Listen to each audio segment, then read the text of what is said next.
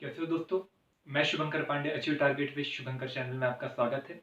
हम एक नया सब्जेक्ट उठाते हैं जो हमारा कला एवं संस्कृति आर्ट एंड कल्चर था। उसके हमने बहुत सारे पोर्शनों को देखने की कोशिश की। 2 से 3 पोर्शन बचे हुए, 2 से 3 पोर्शन जो बचे हुए उसे हम मिसलिनियस में हम और पढ़ने की कोशिश करेंगे। जैसे कि भाषा जो हो गई उसके संबंध में हम आगे पढ़ने की कोशिश करेंगे। कोई शहर हो गया उसके साथ हम उसको मिसलिनियस में पढ़ने की कोशिश करेंगे, उसे वहीं पर छोड़ते हैं। और जो हमारे हिस्ट्री के जो बाकी पोर्शन बचे हुए, जैसे कि हमारा बचा हुआ है एंशियंट और मिडाइवल, उसके लेक्चर भी हम आगे लेने की कोशिश करेंगे। एक एक टॉपिक शुरू करते हैं। अर्थव्यवस्था, अर्थशास्त्र कठिन टॉपिक है, बच्चे हजम नहीं करते हैं क्योंकि ये कठिन लगता है। और प्राय बच्चे क्या करते हैं, ऐसे उतना ही पढ़ते हैं जितना उन्हें लगता है कि एग्जाम में आ रहा है, उतनी बातें पढ़ो, बाकी सब्जेक्ट को पढ़कर हम कंप्लीट कर लेंगे। पर अगर अर्थशास्त्र का अगर व्यवहारिक ज्ञान होता है तो कई सारी बातें जो चलती हैं वो उसके विषय में आपको ज्ञान अच्छे से हो जाता है। तो हम अर्थशास्त्र के विषय में पढ़ेंगे। और क्लासेस अगर मैं बात करूं तो अगर मैं क्लासेस अगर बिजी कम रहे तो क्लासेस 40 के करीब करीब अगर मैं मानूं क्लासेस चलेंगी। अगर 15 से 25 मिनट की अगर हम लेक्चर की बात करें तो 40 के करीब करीब हम मान सकते हैं कि हाँ हमारी उतनी क्लासेस चलेंगी। तो हम उतनी क्लासेस कंप्लीट करने की कोशिश करेंगे। उतनी क्लासेस में पूरी इकोनॉमी जो है उसे हम पढ़ने की कोशिश करेंगे। इकोनॉमी अर्थशास्त्र जो एक अधूरा शब्द है। अधूरा शब्द इसलिए क्योंकि जब तक के इसके सामने कोई शब्द नहीं जुड़ता है तो हमें कहाँ का हमें अर्थ के बारे में जानकारी लेना है हमें पता नहीं चलता, क्योंकि अर्थशास्त्र से ही एक शब्द बना है अर्थव्यवस्था।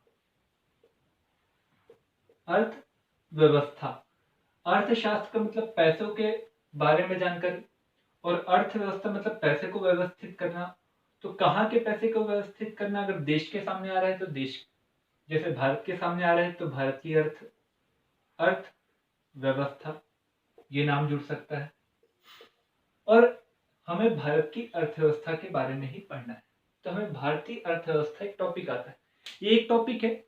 अब इसमें हमें भारत की अर्थव्यवस्था के बारे में पढ़ना है तो हमें ये देखना है कि भैया भारत सरकार, चाहे कोई भी सरकार हो, या मोदी गवर्नमेंट हो, या इंदिरा गवर्नमेंट हो, या मनमोहन गवर्नमेंट हो, चाहे गुजराल गवर्नमेंट हो, सभी लोगों का जो सरकार चलाने में महत्वपूर्ण भूमिका रही, उनका हमेशा उद्देश्य रहा भारतीय अर्थव्यवस्था को अपने नए मुकाम पर पहुंचाना।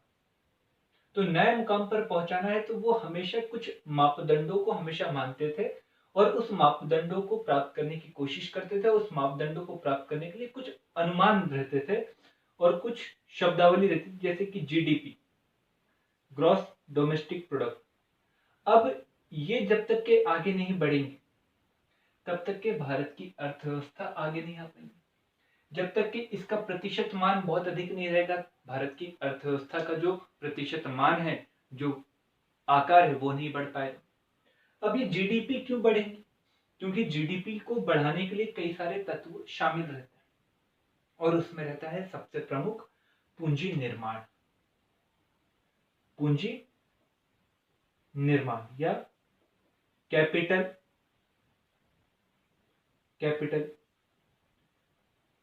फॉर्मेशन। ये कैपिटल फॉर्मेशन जीडीपी को बढ़ाने में महत्वपूर्ण भूमिका निभाती है। तो हमें सबसे पहले ये देखना है कि हमारा अल्टीमेटली एम है कि भैया भारतीय अर्थव्यवस्था जो है वो कैसे बढ़े, कैसे चले। और भारतीय अर्थव्यवस्था के उन अंगों के बारे में बताते हैं कि भैया उन अंगों के बारे में जानकारी एकत्रित करना है जिन जिन अंगों के माध्यम से भारतीय अर्थव्यवस्था एक नए अच्छे मुकाम को प्राप्त करे। तो हमें ये देखते हैं कि जीडीपी जब बढ़ती है तो अपने आप भारतीय अर्थव्यवस्था बढ़ती, परंतु जीडीपी जब बढ़ती है, जो समृद्धि जो दर बढ़ती है, वो बढ़ाने में महत्वपूर्ण भूमिका निभाती है कैपिटल फॉर्मेशन, पूंजी का निर्माण। ये पूंजी निर्माण क्या होता है, सबसे पहले चैप्टर हमें ये देखना है। जब पूंजी निर्माण पता चलेगा कि भैया हाँ पूंजी निर्माण की पद्धति ये रहती है और भारत में समय समय पर इस प्रकार से पूंजी का निर्माण करने की कोशिश की गई और कभी कभार असफल रहे, किस देश के साथ में हम तुलनात्मक रूप से असफल रहे हम यहाँ देखेंगे। तो यहीं से एक और चीज समझ में आती कि पूंजी निर्माण में महत्वपूर्ण भूमिका निभाता है आगे चलकर बैंक, क्योंकि पैसा देना पैसा लेना, मार्केट को बड़ा करना, ये सब में महत्वपूर्ण भूमिका निभाता है बैंक। ये बैंक पढ़ना बहुत जरूरी है और यूपीएससी में बैंकिंग प्रणाली जो है वो सीधे सीधे शब्दों में कह दी। और बैंकिंग प्रणाली रियल में भारतीय अर्थव्यवस्था को बहुत बड़े पैमाने पर सकारात्मक रूप से प्रभावित करती है। तो वर्तमान में जैसे बैंकों का क्या किया जा रहा है, विलय करके एक बड़े बैंकों का निर्माण किया जा रहा है। क्यों किया जा रहा है यह हमें देखेंगे। बैंक कार्य किस प्रकार से करते हैं हम वहां पर बातें करेंगे। और आरबीआई की भूमिका पर भी प्रश्न रहते हैं हमेशा। तो आरबीआई की भूमिका, अनुसूचित बैंक किसे कहा जाता है, केंद्रीय बैंक किसे कहा जाता है, न्यू बैंक किसे कहा जाता है, अनुसूचित बैंक किसे कहा जाता है, ये सब के बारे में हम यहाँ पर बैंकिंग प्रणाली में जानकारी एकत्रित करेंगे। हर पोर्शन पर ऋण दिया जाता है तो किस प्रकार का ऋण दिया जाता है, क्यों ऋण दिया जाता है ये, और ऋण देने की जो मियाद रहती है वो कितने समय तक की रहती है। अगर कोई व्यक्ति ऋण नहीं दे पाता है तो वो ऋण एनपीए हो जाता है, नॉन परफॉर्मिंग हो जाता है। तो परफॉर्मिंग किसे कहा जाता है, आइडल एसेट किसे कहा जाता है, इन सब के बारे में हम बैंकिंग में जानकारी एकत्रित करेंगे। अब ये बैंक क्या करता है, कंपनियों को लोन देता है।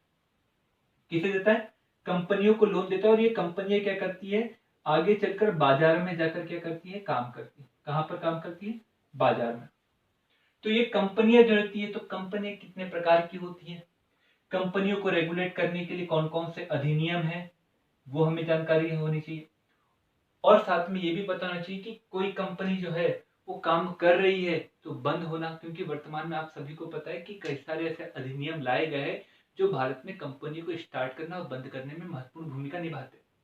तो वो अधिनियम कौन कौन से, जैसे कि 1956 का कंपनी एक्ट, 2013 का कंपनी एक्ट, इसमें भी लगातार संशोधन होते हैं। 2018 में भी कंपनी एक्ट जो 2013 है उसमें संशोधन किया गया। अब यहां से जब बातें क्लियर हो जाती है कि कंपनी क्या होती, किस प्रकार से काम करती है, तो कंपनियां काम करती है बाजार में। कहां पर जाती है, बाजार। तो बाजार कई प्रकार के होते हैं। बाजार मुर्गी बाजार भी होता है, बकरी बाजार भी होता है, भैंसों का बाजार भी होता है। ऐसा ही कोई लिफाफा दिया और पैसा वापस मिल गया तो उसे कहते हैं प्रतिभूति बाजार। जिन्सों का मतलब अनाजों का भी बाजार होता है। तो हमें उन सब बाजारों को देखना है, पर हम मूलभूत बाजार देखेंगे कि भैया हमें जीडीपी में देखना है। तो जीडीपी में सभी प्रकार के बाजारों की, अर्थव्यवस्था में सभी प्रकार के बाजारों की महत्वपूर्ण भूमिका रहती है। पर हम खास प्रकार में हम यहाँ पर देखेंगे प्रतिभूति बाजार। कौन सा बाजार, सिक्योरिटी बाजार या प्रतिभूति बाजार। ये प्रतिभूति बाजार किस प्रकार से होता है, इसको रेगुलेट करने के लिए कौन सी संस्था है, तो आप देखोगे एक संस्था दिखेंगे, सेबी। सेबी किस प्रकार से काम करता है, सेबी को वर्तमान में पावर क्यों दिया गया, क्यों ज्यादा पावर बढ़ाने की कोशिश की गई। सेंसेक्स जो, फिर आपको पता चलेगा कि ये सब जो प्रतिभूति लेन देन जो होता है वो बॉम्बे स्टॉक एक्सचेंज और नेशनल स्टॉक एक्सचेंज में होता है।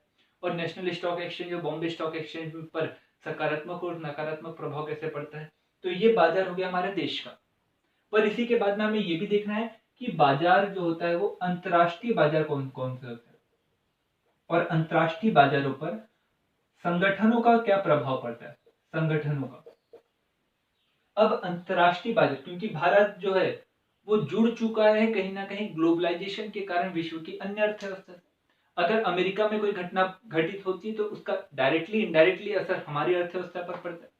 वेनेजुएला के साथ में अमेरिका के संबंध बेकार हुए तो स्वाभाविक रूप से क्रूड ऑयल की मात्रा जो है वो बढ़ जाएगी, क्योंकि ऐसा लगता है कि क्रूड ऑयल की जो महंगाई वो बढ़ जाएगी, क्योंकि दोनों ही देश जो है पेट्रोलियम पदार्थ के उत्पादन में महत्वपूर्ण भूमिका निभाते हैं। अगर उन दोनों में कुछ टेंशन आती तो उसका प्रभाव भारत पे पड़ेगा। तो मतलब जब अंतरराष्ट्रीय घटना होती तो उसका प्रभाव पड़ता ही है। तो अंतरराष्ट्रीय संगठन भी रहते हैं कुछ जिनका प्रभाव भारतीय अर्थव्यवस्था पर पड़ता है।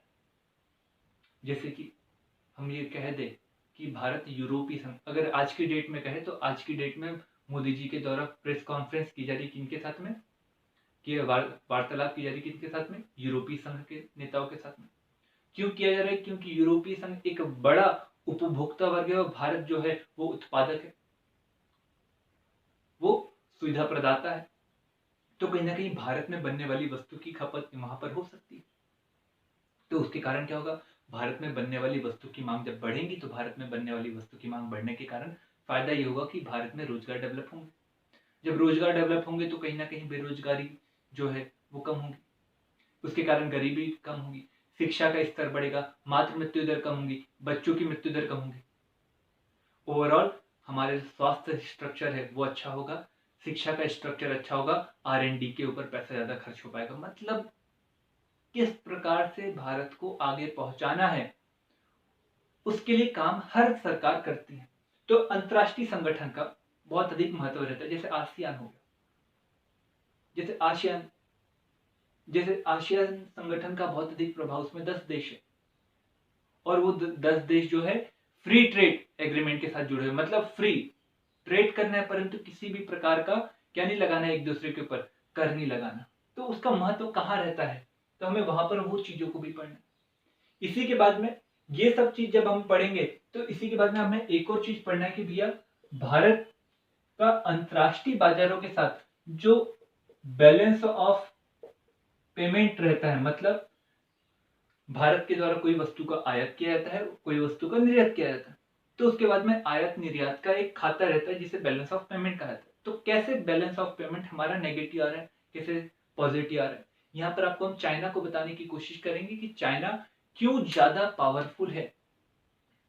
यहाँ चाइना के साथ भारत के रिलेशनशिप बताने की कोशिश करेंगे तुलनात्मक रूप से कि भारत का मेक इन इंडिया और वर्ल्ड पावर बनने का सपना कैसे पूरा हो सकता है। यहाँ बैलेंस ऑफ पेमेंट करके एक चैप्टर हम पढ़ेंगे और बैलेंस ऑफ पेमेंट करके हम जब चैप्टर पढ़ेंगे तो हम यहीं पर पढ़ेंगे कि भारत का जो रुपए है डॉलर के मुकाबले कम और ज्यादा होते रहता है, तो कम और ज्यादा होने का असर भारतीय अर्थव्यवस्था पर कैसे पड़ता है, भारतीय इकोनॉमी पर कैसे पड़ता है, सकारात्मक नकारात्मक कैसे पड़ता है। तो यहाँ पर हम विनिमय दरों को भी पढ़ने की कोशिश करेंगे। अब यहाँ पर बहुत सारी जब बातें पढ़ेंगे तो इसका बैलेंस ऑफ पेमेंट का सीधा सीधा असर भारतीय बजट पर पड़ता है। किस पर पड़ता है, बजट पर पड़ता है। अब जब बजट पे पढ़ता है तो हम बजट पढ़ेंगे और बजट जब हम पढ़ेंगे तो बजट में कई सारी बातों को हम अंडरलाइन करेंगे। बजट कैसे बनता है, बजट में कौन कौन सी मियाद रहती है, क्योंकि हमें आर्टिकल 112 और 110 में हमें पॉलिटी में पढ़ना है, परंतु बहुत सारी जो गंभीर बातें हैं वो इकोनॉमी में ही हमें कंप्लीट करना है, जो शब्दावली से जुड़ी हुई है, बाकी सब जो बातें जुड़ी हुई, यहाँ तक के कोई दिक्कत। अब यहाँ पर जब हमें इतनी बातें पढ़ लेंगे तो इसमें ही हम कर प्रणाली को भी देखेंगे। कर क्या होता है, कर कितने प्रकार का होता है, कर लगाने की मेथड कैसी होनी चाहिए, कर जो प्रणाली होती है उसके अच्छे तत्व क्या होने चाहिए, कोई कर प्रणाली है अच्छी है बुरी है, इसको निर्धारित करने वाले तत्व कौन से होते हैं, ये प्रश्न पूछे गए। तो ये प्रश्न आपको हम बताएंगे। भारत में वर्तमान में क्या लगा है, वर्तमान में जीएसटी लगा है, कौन से कर पे लगा है, इनडायरेक्ट टैक्स पर लगा है। तो भैया डायरेक्ट टैक्स क्या होता है, इनडायरेक्ट टैक्स कौन सा होता है, ये हम बताएंगे। इनडायरेक्ट टैक्स का विकास क्रम कैसे रहा हम वहां पर आपको बताएंगे। टीओटी टर्न ओवर टैक्स किसे कहा जाता है, और साथ में वैल्यू एडेड टैक्स किसे कहा जाता है। ये सब चीज आपको हम इस बजट के आगे के लेक्चर में बताएंगे कि बजट में आपको यहाँ पर बातें की। इसके बाद हम पढ़ेंगे भैया भारतीय अर्थव्यवस्था की पंचवर्षीय योजना। पंचवर्षीय योजना, अब जब आप ये सब बातों को पढ़ लेंगे ना तो आपको पंचवर्षीय योजना बहुत अच्छे से समझ में आएगी। केवल पंचवर्षीय योजना ही पढ़ के इकोनॉमी खत्म नहीं होती है।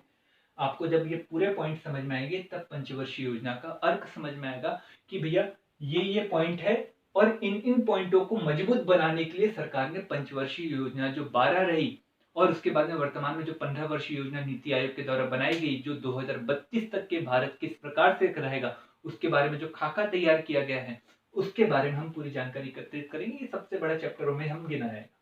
जब ये सब पढ़ेंगे पंचवर्षीय योजना, तो पंचवर्षीय योजना और ये बजट हो गया, हमारा बाजार हो गया, कंपनियां हो गया, बैंक हो गया, इसका अल्टीमेटली भारतीय समाज पर एक सकारात्मक प्रभाव पड़ता है। तो हम यहाँ पर सकारात्मक प्रभाव देखेंगे कि हमारी बेरोजगारी कैसी है। अगर बेरोजगारी कम है तो हम यहाँ पर देखेंगे, बेरोजगारी कम है तो यहाँ पर जब बातें होते रहेंगी तो यहीं से हमें और बातें क्लियर होते चलेंगी। और बेरोजगारी के बाद में हम पढ़ेंगे गरीबी, और गरीबी और बेरोजगारी जब पढ़ लेंगे तो उसके बाद में कुछ करंट इशू रहेंगे, उन करंट इशू को भी पढ़ने की कोशिश करेंगे ताकि आप व्यवहारिकता को कहीं ना कहीं समझ सके। इसी के पूरे टॉपिक जो है ये जब हमें समझ में आ जाएंगे तो अपने आप इकोनॉमी का एक छोटा अच्छा नॉलेज आपके पास अपने आप होगा। और इतना छोटा नॉलेज आपको एग्जाम निकालने में और पेपर की समझ बनाने में काफी रहेगा। यदि आपको वीडियो अच्छा लगा तो जरूर से लाइक करिए, चैनल को सब्सक्राइब करिए और बेल आइकन दबाना मत भूलिए। Thank you.